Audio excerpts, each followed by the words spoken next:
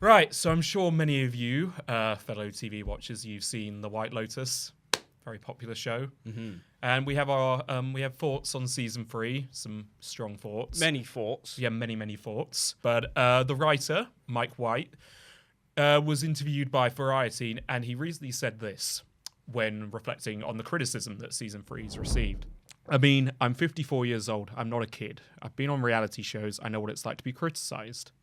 But I was so excited about the finale and getting it out there, and it made me realize that some people just can't get past that Lochlan makes the shake in a dirty blender. The show is not built to win a popularity contest. It is built to be provocative. So I need to suck it up. I'm just a combination of somebody who wants to like goose people, but then you also want people to embrace you. That's just human nature. So he's not happy. You know, he has very mixed feelings about how the show was received. Yeah.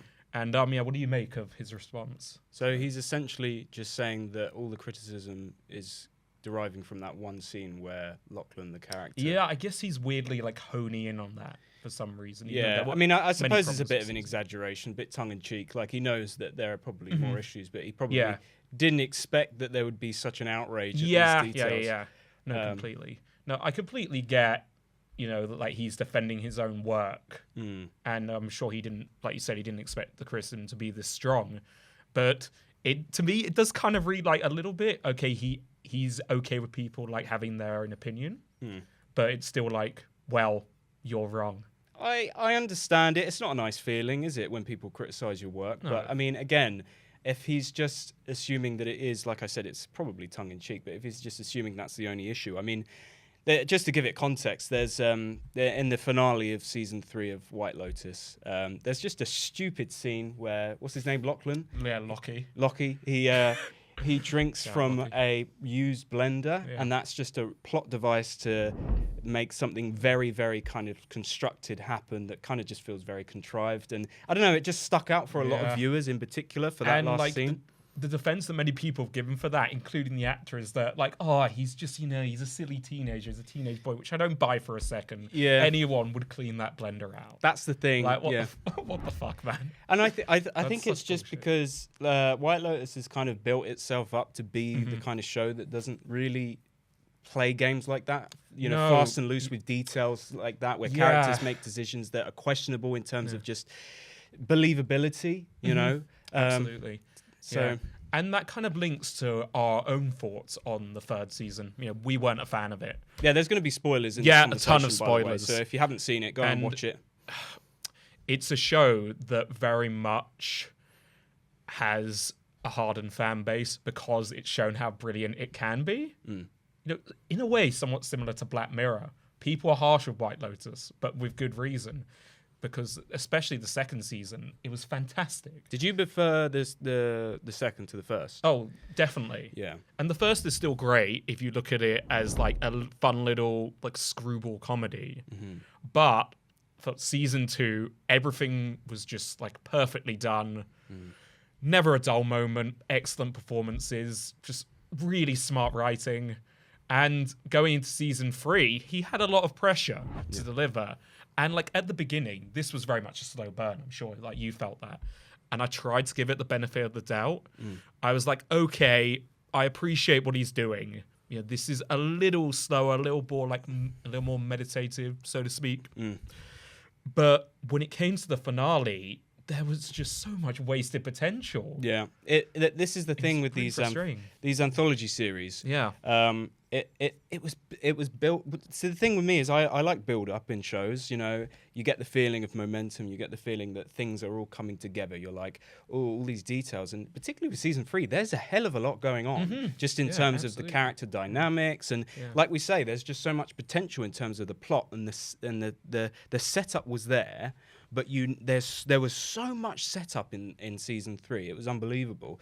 And if you consider it back with to season 2, season 2 is also my favorite. I actually, when I watched season 1, I was kind of unsure whether I continue with it personally, because it wasn't a show like season 1 is completely different to season 2, just in terms of pacing. Season 2 is a lot kind of slower and goes a lot deeper with the characters. Season 1 is just like an outright comedy. But overall, I did enjoy the cinematography of it, the music. I'm a massive fan, and I'm going to butcher this name, Cristobal Tapia de Veer, the guy who wrote the theme tune, which is such a big part, which is another point to discuss.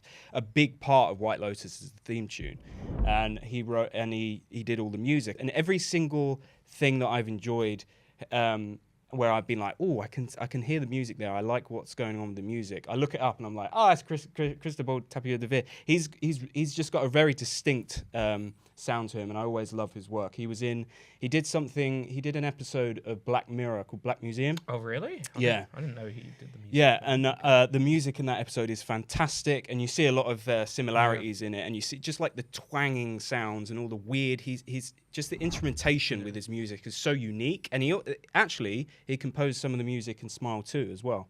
So, oh shit! Oh, yeah, God. so he's great, but wasn't there some drama with him? Yeah, as well? so him and Mike White, they fell out.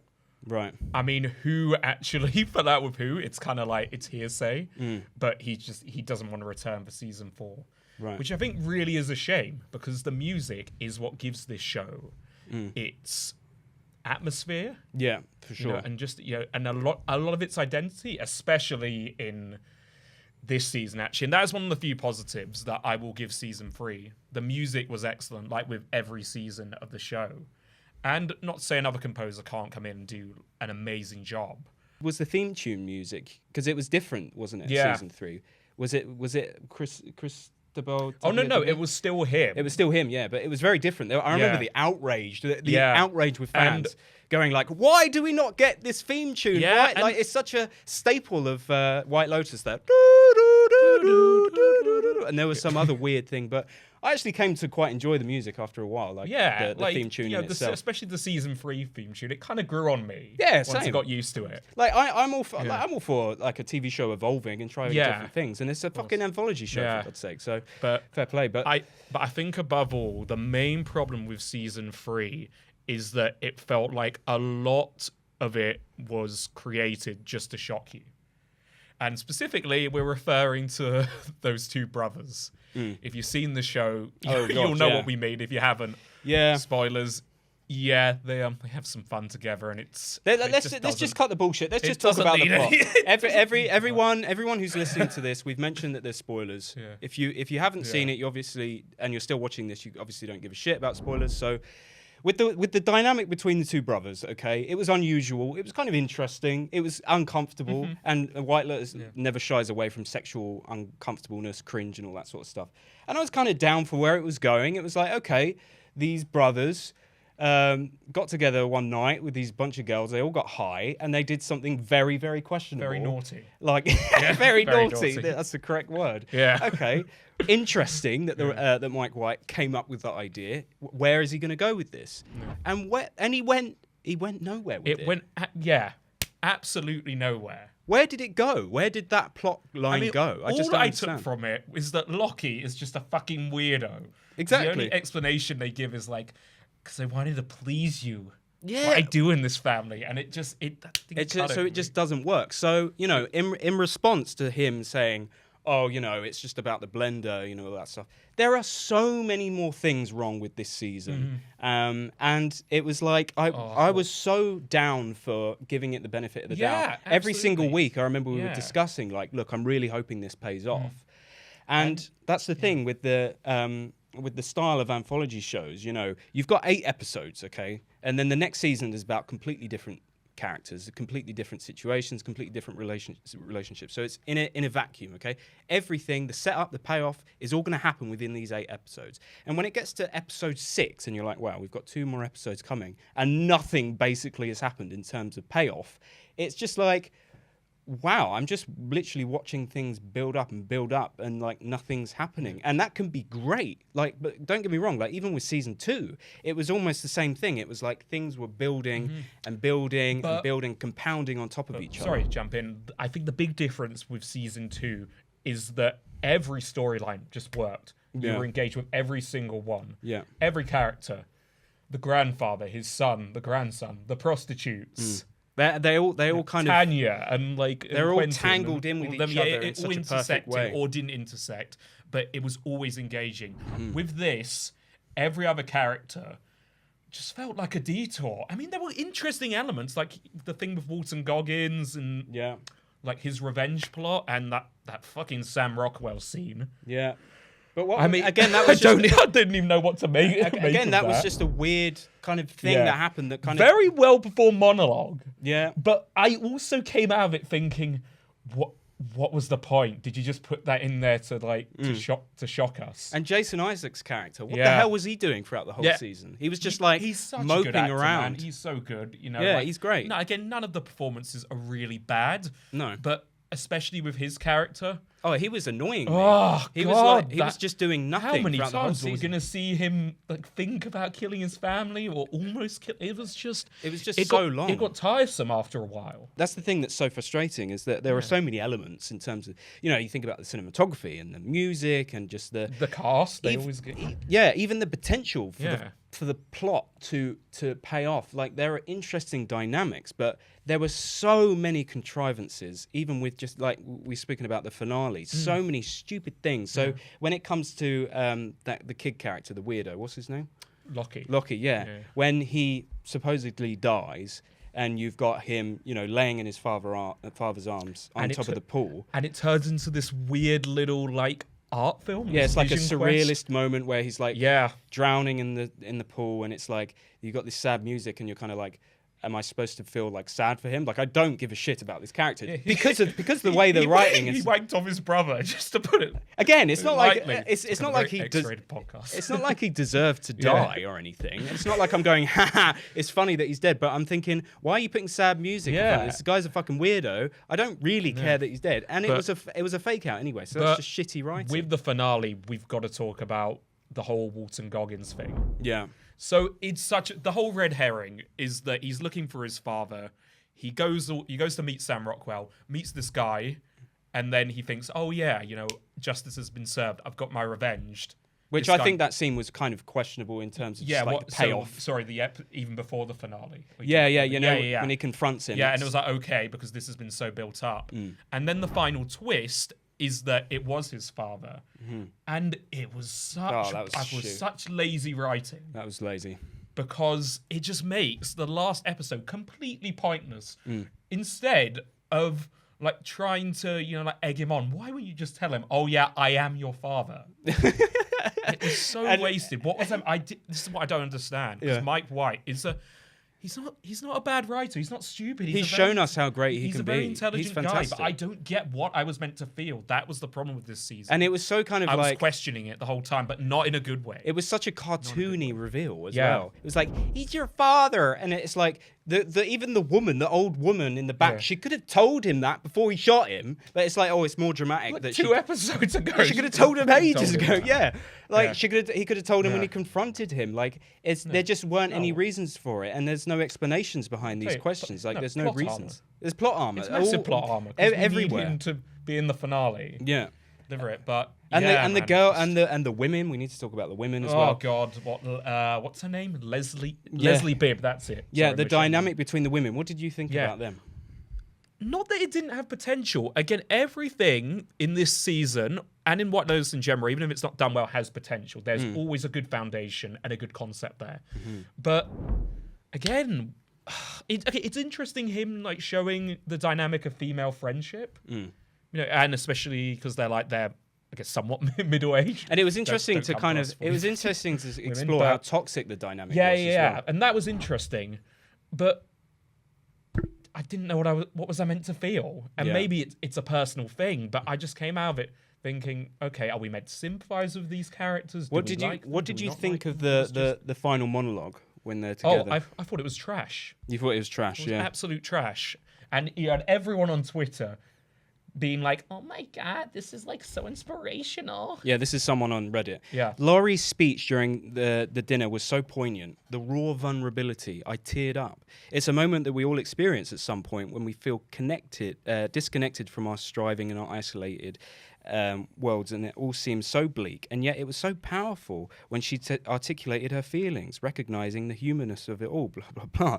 It's like this person got so much from that monologue. And I was just sitting there, and I was just like cold. I was like, this is trash. It didn't make any sense at all, because she kind of acted grateful for the friends, even though the friends were pretty shitty people. They're all shitty people. Like her friend, she slept with the bloody yoga instructor. It just seemed like soap opera drama. It just seemed so. It seemed so like just crappy compared to the writing of season 2. It just really just did not stand up to it, and yet. I'd say this overall, I mean, definitely it's gotten more criticism than the other seasons. But overall, it's not done terribly. No. It's not done terribly. A lot of people have been on board with it and said it's their favourite season. Interesting. But yeah, it's definitely it's a shame, because I had such high expectations. And maybe that's the problem. Maybe I just had too much high expectations. Like both of us. But then I just think that's what happens when you make something that's so beloved and successful. Yeah. And has shown like how excellent it can be, how it can be some of the best like television of the last few years. And when you deliver something that's not even, this isn't even the worst thing in the world. No. But when compared to the others, it's so subpar, it really sticks out. But I don't think I would ever watch it again. Oh, I don't no. think I'd ever watch it. No, absolutely not. It's so painstakingly boring. Because I feel like there is, and I hate saying this with like, White Lotus, there's kind of, thinking about it, there's very little substance, despite the fact that, under the surface, there are so many themes it's exploring. Yeah. And again, I think it does all come down. And I do love how... people on Reddit and Twitter, we all come together and we discuss this stuff. And I personally love it. Other people hate it. They just see it as nitpicky, and they just say, "Oh, why can't you just enjoy it for what it is?" and all that stuff. But for me, the joy of it is exploring all of the details and seeing if it all fits together. And the beauty of a fantastically written season. Like, I'm sure there are some issues with season 2. Nothing's perfect, but. Of exploring all the little details and thinking, there's a reason for this, there's a reason for that. It all checks out. It all narratively makes sense, and there's not a lot of plot contrivances and all that stuff. And it's just absolutely full of it. Season 3. Yeah, it just sticks out when the main storylines aren't as strong. Yeah, all the contrivances stick out, whereas you can give it more grace when everything else is done like so perfectly. I'm a huge fan of slow burns. I'm a huge fan of things that take time, because usually they set them up to be massive payoffs that just blow up. And there were little instances of that where I could just see what he was trying to go for. But it all just it felt like the last episode was rushed. Maybe if they had more episodes to kind of explore it and kind of pay it off in the end of it. But it was just like 7 episodes of build up, 1 episode of payoff. That's bullshit. Come on, that's not because it really should have kicked into gear after the full moon party, and that's what I thought was happening. Yeah, same. I was like, oh shit, okay, it's winning me back. It's kicking off. Something's gonna happen, and then just like zilch, nothing. Yeah. But I will say it gave us one of the best characters, Victoria Ratliff. Piper-nail. Oh, she was great. I love her, man. You were just mimicking her the whole time. Buddhism. Piper-nail. You don't want to live here, Piper. What did you think of Piper as well? I did like her scene towards the end where she realizes, oh yeah, I can't do this. I can't live abroad for a year. Yeah. And she's like, she's no better than her family. I did like that. Yeah. But at the same time, I know she was still pretty annoying. Yeah. Like, most of the characters. And weirdly, I think actually, what's his name? Patrick Schwarzenegger. Yeah. His character was like pretty good, actually came out the most normal. Yeah, he was like the most normal one at the end. Exactly, completely. And at the beginning, and I quite like this, White Lotus does this well. He's very good at casting dickheads, like Theo James in season 2, and I can't remember the guy's name, but from season 1. From season 1, yeah. Jake Lacey, that's it. Oh yeah, him. They're such dickheads. But what I like is that, especially after the full moon episode, you realize that like. Patrick Schwarzenegger's character is he's a little bit like, it's kind of dweebish. Yeah. Not completely innocent. Yeah. Yeah. You just to kind his of bloody like brother and everything. Like all the rest of them are just like weirdos towards the end. bonkers. It's just like he's the only normal guy. And that's something I didn't like as well, is that again, we take it to the episode 8. There are major issues pointing at episode 8 in particular, but just the whole shootout scene, it's like there's massive things going on here, right? There's a huge shootout going on that he does very well at the beginning. He builds it up, and he's like, it teases you. You think, how are we going to get to that point, right? And then it's just so rushed. It's like we see a whole shootout, then we never see the reactions of all the other characters. We never see how they, the aftermath of how they reacted to it. We just see them sailing off into the sunset after, like everything's absolutely perfectly fine. So there was no weight to what happened. It was just like, massive thing happens, then it's all fine again, and it's just the end, and then it's the end of the whole story. And the excuse for that from a lot of people will be, it's you've got to leave things open to interpretation. No, fuck that. I wanted to see. Like, when it's such a cataclysmic event, you want to see them react, especially when it's we've been. No, Lockie almost died, and they don't talk about that. You almost watched your son choked to death on a blender, and you're not even gonna bring that up. Yeah, and the guy, and it's it is a shit season if you really deconstruct it. The more we talk about it, like even Jason Isaac's character, right? It's all building up to him. Or maybe you could say, this is the point of it, but I don't like it. Is when it's like it's all building up to him basically admitting to his family that he's been doing a lot of fraud and that he's broke and that he's fucked, financially, and they're going to come back and he's probably going to be, taken to prison because of the fraud that he's done, right, with his company. It's all building up to that. We see so much. There's so many scenes of him just contemplating it, right? And at the end, he's just on the boat and he's just like, we're going to be all right. Is that what he says? Or something like that. Yeah. Something like, and they're just like, okay. Yeah. And he definitely did it, so people could speculate, what did he say after that? How did they react? But I personally... Why have they got a list? I don't know. Not everything needs to be wrapped up in like a little bow. Yeah. But I'd like to see how his family reacted. Yeah. Personally. This is the thing, and it's the show's fault for making us want to see these things because it's focused so much on the characters. Yeah. It's focused so much on the characters, so we ultimately, inevitably, care about the characters' reactions to things, and then it doesn't show us. What the fuck? Because how many times did we see that dream sequence throughout the 8 episodes? It's crazy of him thinking about killing his family. It was so padded out. That was like every 10 minutes each episode. Yeah. Oh, yeah. Am I going to shoot them? I don't know. Yeah, and it's just like... can something happen or not? Like, what's going to happen here? Like, we need things to happen. What is this show? Like, is it all... Sorry, we're really pissed off. Like, we come across as, like, massive snobs. The thing is, I just get passionate about it because, like we say, the potential of this show... and we could see it in season 2. I want to know what you guys think of the seasons as well. What's your favourite? Maybe season 3 is your favourite. Fair play to you. All the more to you. You enjoyed it. Maybe this is the greatest season of television you've ever seen. Maybe, But to us, I don't know. It just seemed like an endurance test. But again, I am always down though to see what he comes up with. Season 4, I'm going to be down for it. I don't know about you. I'm not going to stop watching. With season 4. Me neither.